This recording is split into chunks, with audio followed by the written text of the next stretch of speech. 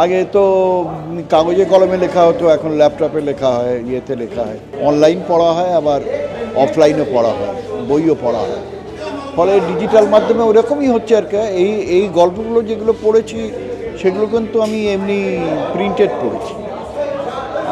তারপরে এগুলো প্রকাশিত হবে ডিজিটাল মাধ্যমে, এবং এটা ডিজিটাল মাধ্যমে প্রকাশ হওয়া মানে কি সমস্ত বিশ্বে, সমগ্র বিশ্বে যত বাঙালি আছেন যারা বাংলা পড়তে পারেন তাদের সকলের কাছে চলে যাবে।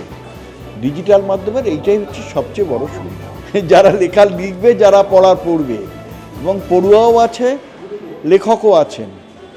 অনেক লেখক আসেন, এসে আস্তে আস্তে ঝরে যান, ঝরে গিয়ে কিছু লেখক থেকে যান, যারা ভালো লেখেন তারা থেকে যান। এই ভাষা চর্চা করে জীবিকা নির্বাহ করতে পারি আমি, তবেই ভাষাটা বাঁচবে বেশি করে।